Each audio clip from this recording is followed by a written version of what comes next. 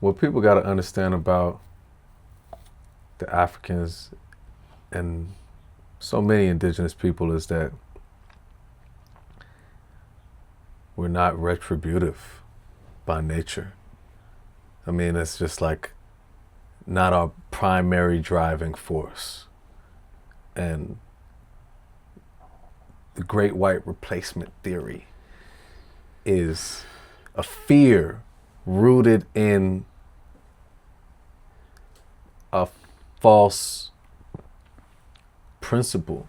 Like, we don't really seek this mass revenge. We should, potentially. You know what I mean? Like, I could understand it, but that's not our nature. You know what I mean? And what Patrice Malidoma Somé here is saying is that when he said the white man came to Africa to seek his own healing, not maybe necessarily primarily to exploit, that's a difficult thing to grapple with. I don't know exactly how I feel about it, but it does make sense, because if you look at Portugal, who kicked off the race for the exploitation of Africa, really Portugal was struggling economically, and all of Europe was seeking the healing of their lack of resources. I mean, like the primal healing of the fact that they are on top of each other without the natural resource that Africa has. Now, did they come to heal that through exploitation? Maybe that's a yes, and that's another part of interpretation of what he said there. But I mean, like, some I think people misunderstand from me is that I really don't care for race. I don't really care. I don't believe in race as a construct. I know it's false. It's not based in reality. Black is a color. And then it's a homogenization of all these different cultures. White is a made up construct that is integrally attached to a false superiority. I don't believe in either one. So the way that my spirit actually vibrates, for sure, is that we're all just infinite souls and beings of energy that all need healing, that should collaborate on it. Now, race is not real. The effects of racism are real. You know what I mean? So we got to address those. But what's difficult, oftentimes I find, for white people is to hold the conversation about the impacts of racism without feeling a deep guilt or defensiveness about the constructs of race, because we all inherently somewhere deep in our bones know it's fake, because when you're born it doesn't exist. Right. You know what I mean? Right. But like when we start talking about it, then people get attached to identity. Identity like is a trigger. You know what I mean? They take it real personal. But I was gonna say, because that's actually my personal philosophy, what you just shared. Knowing that we're spiritual beings in this physical body that's actually connected to the land and connected to the cosmos and the ancestors. Yes. It's all one. But these are sacred lessons, and as a new father, I guess, how are you showing up for your son? And what lessons did you learn from your dad, or just through life that you're wanting to make sure you instill in him? I talk to my son a lot. I talk to him mainly about philosophy and mindfulness and mental programming. I mean, I talk to him about history. He's 1.5. He doesn't really understand most of what I'm saying, but he's internalizing it. I talk to him like I talk to the camera, like I talk to you, like I talk to anybody in my life. I talk to him constantly. And one of the main conversations I hold with him is just about faith and not allowing fear to hold any dominion over him, having ironclad, unshakable confidence, belief in himself. Those are the things I focus on the most with him, just because I know what I struggle with and what I have struggled with through my life.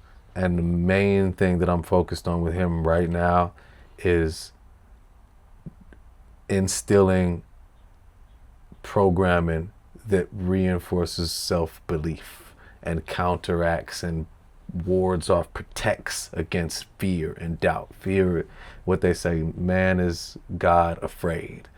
You know what I'm saying? And he's in that state now where he's pre-fear.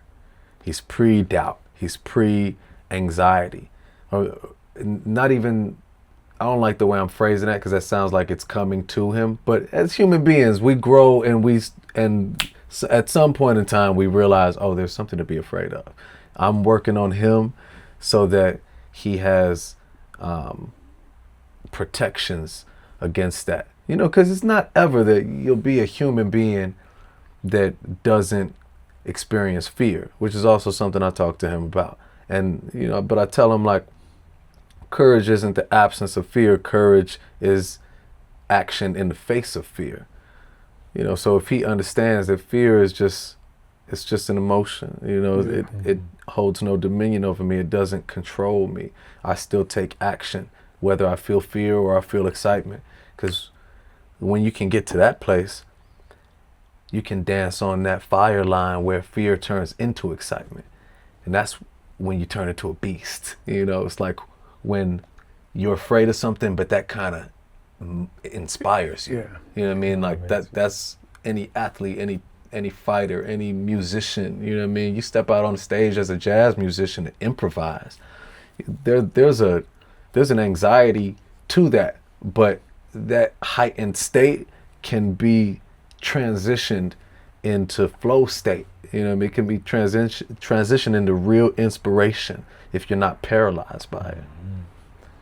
It's just like freestyling. It's like freestyling. That's what I mean. Freestyling is jazz. I see the freestyle, and it's unbelievable. Yeah. You know. Well, that video, the way you announced you being a new father was your video, I Want to Be Ready. Yeah. And you directed it. And one of my favorite scenes from that video is my elders, my mentors, my father always taught me that, you know, the babies and the elders are closest because one is entering into this world and one is leaving. And so they come in with this ashe and this understanding, but they actually choose who their parents are going to be because they know that, oh, I need to press this button or do that. And my favorite scene, Vic, is like when your child is saying your words, you know, the lyrics to you. And I felt like as an artist, I was like, well, Vic's writing this to his son. Vic's writing this to his inner child. Vic's writing this to his dad, you know. And so in that, it was so deep. And I was going to ask you, like, with that creative, artistic choice, is that in alignment with what you were talking about right now? Is you were trying to just feed into him, hey, I'm just going to let you know, and you're going to verbalize it to me even when you can't even speak yet.